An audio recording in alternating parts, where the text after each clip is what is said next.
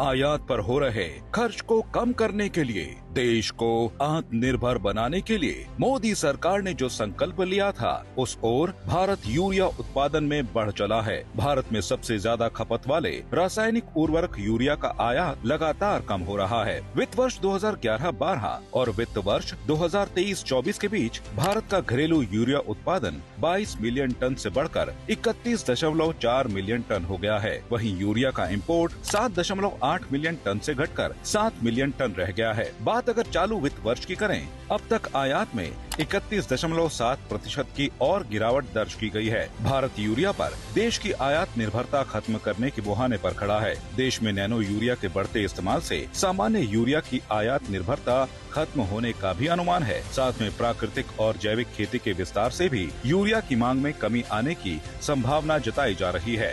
साथियों, एक बहुत बड़ा काम हमने यूरिया में आत्मनिर्भरता को लेकर शुरू किया। इसके लिए देश के जो 5 बड़े खाद कारखाने बरसों से बंद पड़े थे, उनको फिर से शुरू करना जरूरी था।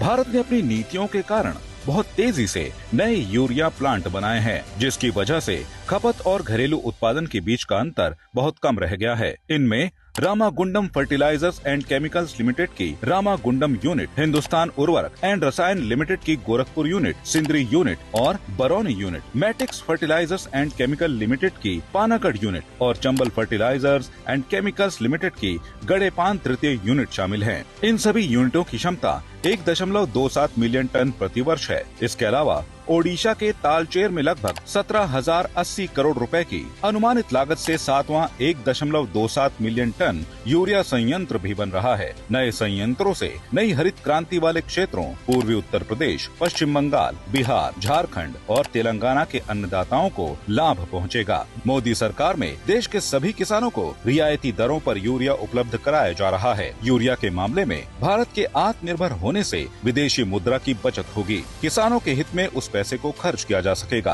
कहना गलत नहीं होगा कि आज किसानों के जीवन को और आसान बनाने, किसानों को और अधिक समृद्ध बनाने और हमारी कृषि व्यवस्थाओं को और आधुनिक बनाने की दिशा में कई बड़े कदम उठाए जा रहे हैं।